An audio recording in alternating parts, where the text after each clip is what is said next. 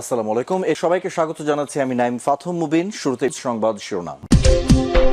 বাংলাদেশের সর্বশেষ গুরুত্বপূর্ণ আপডেট সংবাদে আপনাকে স্বাগত। শুরুতেই সংবাদ শিরোনাম, পরে বিস্তারিত।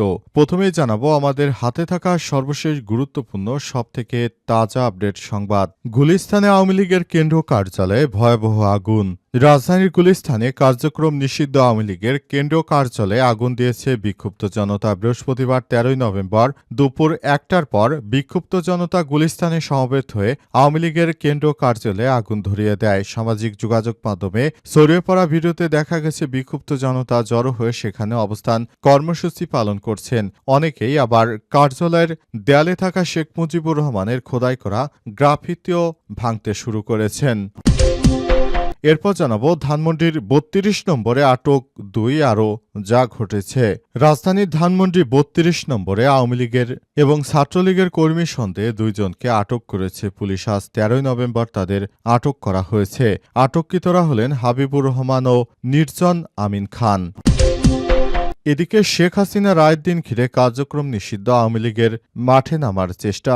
কার্যক্রম নিষিদ্ধ আওয়ামী লীগের কর্মসূচি ঘিরে জনমনে কিছুটা আতঙ্ক দেখা দিয়েছে। আইনশৃঙ্খলা রক্ষাকারী বাহিনী চেকপোস্ট বসিয়ে ঢাকার প্রবেশ পথগুলোতে তল্লাশি বাড়িয়েছে। সারা দেশে ৮৯ জনকে গ্রেপ্তারের খবর দিয়েছে পুলিশ। এছাড়াও রাতে রাজধানী ফার্মগেটে ঝটিকা মিছিল করার সময় অন্তত ২০ জনকে আটক করা হয়। এবারে জানাবো শেখ হাসিনার মামলার রায় ১৭ নভেম্বর। প্রতিক্রিয়ায় যা বললেন চিফ প্রসিকিউটর। মানবতাবিরোধী অপরাধের মামলায় শেখ হাসিনা সর্বোচ্চ সাজা প্রত্যাশা করেছে আন্তর্জাতিক অপরাধ ট্রাইব্যুনালের চিফ প্রসিকিউটর মোহাম্মদ তাজুল ইসলাম। আজ এই মামলার রায়ের তারিখ ঘোষণার পর প্রতিক্রিয়ায় তিনি এই আশাবাদ ব্যক্ত করেছেন। এবং সর্বশেষ জানাবো শুধু তরুণদের দেশে নয় বিশ্ব সেরা থেকে সেরা হতে হবে বললেন প্রধান উপদেষ্টা। তরুণেরা শুধু দেশে নয় বিশ্বের যে কোনো দেশেও তারা সেরা থেকে সেরা হবে বলে মন্তব্য করেছেন প্রধান উপদেষ্টা অধ্যাপক ড মোহাম্মদ ইউনূস। বৃহস্পতিবার ১৩ নভেম্বর শিশু কিশোর প্রতিভা অন্বেষণমূলক অনুষ্ঠান নতুন করি প্রতিযোগিতায় বিজয়ীদের পুরস্কার প্রদান অনুষ্ঠানে বক্তব্যকালে এমন কথা জানান তিনি। প্রিয় দর্শক, এতক্ষণ শুনছিলেন সংবাদ শিরোনাম, এবারে বিস্তারিত। তবে তার আগে বন্ধুরা অনুরোধ থাকবে এই সংবাদটিতে একটি লাইক দিন। এই চ্যানেলে আপনি নতুন হয়ে থাকলে আমাদের সংবাদটি দেখতে দেখতে চ্যানেলটি সাবস্ক্রাইব করে রাখুন। কমেন্ট করে বন্ধুরা আপনার মূল্যবান মতামত জানিয়ে দিন আপনি বিশ্বের কোন দেশ থেকে বা বাংলাদেশের কোন স্থান থেকে আমাদের সংবাদটি দেখছেন এবং শুনছেন। আর বন্ধুরা সংবাদটি আপনার সোশ্যাল মিডিয়া ফেসবুকে শেয়ার করে বন্ধুদেরও দেখার সুযোগ করে দিন। এবারে বিস্তারিত। আর গাজা যুদ্ধে আপনি যদি নিরীহ ফিলিস্তিনিদের ভালোবেসে থাকেন কমেন্টে ইয়েস লিখে বিশ্ববাসীকে জানিয়ে দিন। গুলিস্তানে আওয়ামী লীগের কেন্দ্রীয় কার্যালয়ে আগুন। রাজধানীর গুলিস্তানে কার্যক্রম নিষিদ্ধ আওয়ামী লীগের কেন্দ্রীয় কার্যালয়ে আগুন দিয়েছে বিক্ষুব্ধ জনতা। বৃহস্পতিবার ১৩ নভেম্বর দুপুর ১টার দিকে বিক্ষুব্ধ জনতা গুলিস্তানে সমবেত হয়ে আওয়ামী লীগের কেন্দ্রীয় কার্যালয়ে আগুন ধরিয়ে দেয়। সামাজিক যোগাযোগ মাধ্যমে ছড়িয়ে পড়া ভিডিওতে দেখা গেছে বিক্ষুব্ধ জনতা জড়ো হয়ে সেখানে অবস্থান কর্মসূচি পালন করছেন। অনেককে আবার কার্যালয়ের দেয়ালে থাকা শেখ মুজিবুর রহমানের খোদাই করা গ্রাফিতি ভাঙতে দেখা গেছে। এদিকে কার্যক্রম নিষিদ্ধ আওয়ামী লীগের ঢাকা লকডাউন কর্মসূচি ঘিরে বিশৃঙ্খলা ঠেকাতে রাজধানীর আশপাশের জেলায় করা পহরায় রয়েছে আইনশৃঙ্খলা রক্ষাকারী বাহিনীর সদস্যরা। ইতিমধ্যেই বুধবার থেকে ঢাকা সহ আশপাশের জেলাগুলোয় ১৪ প্লাটুন বিজিবি মোতায়েন করা হয়েছে। সেই সঙ্গে পুলিশ সদস্যদের পাশাপাশি আইনশৃঙ্খলা পরিস্থিতি স্বাভাবিক রাখতে কাজ করছে র্যাব ও সেনা সদস্যরা। সকাল থেকে রাজধানীর বিভিন্ন জায়গায় আওয়ামী বিরোধী বিভিন্ন স্লোগানে মুখরিত হয়ে উঠেছে রাজধানী। বিশেষ করে রাজধানী ঢাকা বিশ্ববিদ্যালয়ের টিএসসি চত্বর সহ বিভিন্ন জায়গায় ছাত্র শিবির অবস্থান নেয়। আওয়ামী লীগের কোনো নেতাকর্মীকে মাঠে দেখা যায়নি। তবে ফরিদপুরের ভাঙা সহ বেশ কয়েকটি জায়গায় আওয়ামী নেতাকর্মীরা বিভিন্ন জায়গায় সড়ক অবরোধের চেষ্টা করলে সেখানে বিএনপির নেতাকর্মীরা গিয়ে তাদেরকে ধাওয়া দিয়ে রাস্তা থেকে তুলে দেয়। এ অবস্থায় কোথাও কোনো জায়গায় আওয়ামী লীগ সুবিধা করতে পারেনি। তারা এখন একরকম নাজেহাল পরিস্থিতির মধ্যে রয়েছে এবং তারা রাস্তায় নামতে পারেনি। সেজন্য তারা আপাতত ফেসবুকেই তাদের আন্দোলন করছে। তবে রাজধানী ঢাকায় বেশ কয়েকটি আগুন দেওয়ার ঘটনা ঘটিয়েছে আওয়ামী লীগের নেতাকর্মীরা।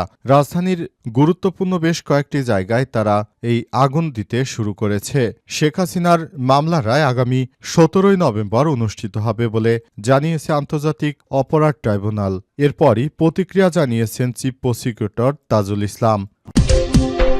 ধানমন্ডি ৩২ নম্বরে আটক ২ আরও যা ঘটনা ঘটেছে। রাজধানী ধানমন্ডি ৩২ নম্বরে আওয়ামী লীগ ও ছাত্রলীগের কর্মী সন্দেহে ২ জনকে আটক করেছে পুলিশ। বৃহস্পতিবার ১৩ নভেম্বর তাদের আটক করা হয়। আটককৃতরা হলেন হাবিবুর রহমান ও নির্জন আমিন খান। পুলিশ জানিয়েছে হাবিবুর রহমান নামের ওই ব্যক্তির ফোনে আওয়ামী লীগের বিভিন্ন পোস্ট ও হোয়াটসঅ্যাপের কল রেকর্ডিং রয়েছে। থানায় নিয়ে আরও জিজ্ঞাসাবাদ করা হবে। নির্জন আমিনের বয়স আনুমানিক ১৪ বছর। তার গ্রামের বাড়ি ময়মনসিংহের ভালুকা উপজেলায়। ছাত্রলীগ সন্দেহে তাকে আটক করা হয়েছে। সন্দেহজনক হিসেবে আটক ওই শিক্ষার্থীর ব্যাগ থেকে ছাত্রলীগ সমর্থিত আলামত জব্দ করা হয়েছে বলে জানিয়েছে পুলিশ।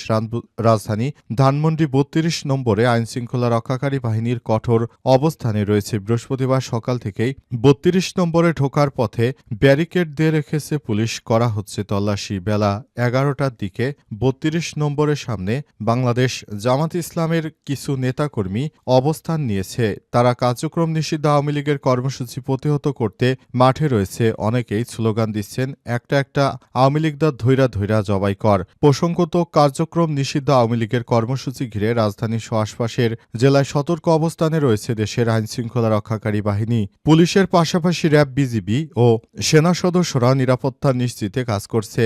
রায়ের তারিখ ঘোষণা এবং আওয়ামী লীগের কর্মসূচি ঘিরে যে কোনো নাশকতা ঠেকাতে আজ ঢাকা মহানগরের বিভিন্ন গুরুত্বপূর্ণ স্থাপনায় ডিএমপির ১৭,০০০ সদস্য মোতায়েন করা হয়েছে। এর বাইরে মোতায়েন থাকছে সেনাবাহিনী, বিজিবি ও পুলিশের বিভিন্ন ইউনিটের সদস্যরাও। শেখ হাসিনা রায়ের দিন ঘিরে কার্যক্রম নিষিদ্ধ আওয়ামী লীগের মাঠে নামার চেষ্টা। কার্যক্রম নিষিদ্ধ আওয়ামী লীগের কর্মসূচি ঘিরে জনমনে কিছুটা আতঙ্ক ছড়িয়ে পড়ে। আইনশৃঙ্খলা রক্ষাকারী বাহিনী চেকপোস্ট বসিয়ে ঢাকার প্রবেশ পথগুলোতে তল্লাশি বাড়িয়েছে। সারা দেশে ৮৯ জনকে গ্রেপ্তারের খবর জানিয়েছে পুলিশ। এছাড়াও গতকাল রাতে রাজধানীর ফার্মগেটে ঝটিকা মিছিল করার সময় অন্তত ২০ জনকে আটক করে সেনাবাহিনী। আইনশৃঙ্খলা রক্ষাকারী বাহিনী তাদের অপকর্ম এবং নাশকতামূলক তৎপরতার পর্যবেক্ষণে রেখেছে। ইতিমধ্যে রায়ের প্রধানকে ঘিরে সুপ্রিম কোর্ট, আন্তর্জাতিক অপরাধ ট্রাইব্যুনাল এলাকা, অ্যাটর্নি জেনারেলের কার্যালয় ও বাসভবনের নিরাপত্তার স্বার্থে জাতীয় ঈদগাহ মাঠে বহিরাগতদের প্রবেশ নিষেধাজ্ঞা দিয়েছে।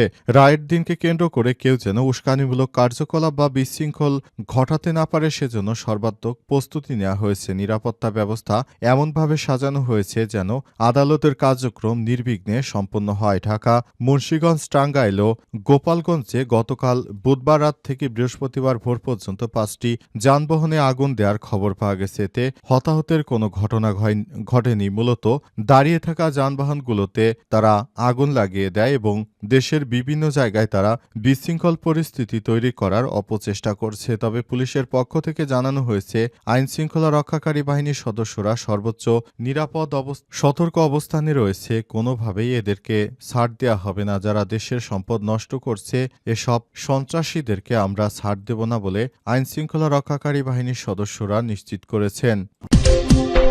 শেখ হাসিনার মামলার রায় ১৭ নভেম্বর। প্রতিক্রিয়ায় যা বললেন চিফ প্রসিকিউটর। মানবতাবিরোধী অপরাধের মামলায় শেখ হাসিনা সর্বোচ্চ সাজা প্রত্যাশা করেছে আন্তর্জাতিক অপরাধ ট্রাইব্যুনালে চিফ প্রসিকিউটর মোহাম্মদ তাজুল ইসলাম। আজ এই মামলার রায়ের তারিখ ঘোষণার পর প্রতিক্রিয়ায় তিনি এই আশা ব্যক্ত করেছেন। চিফ প্রসিকিউটর বলেন, দীর্ঘ পরিক্রমার পর মামলাটির রায় যেন প্রস্তুত হয়েছে।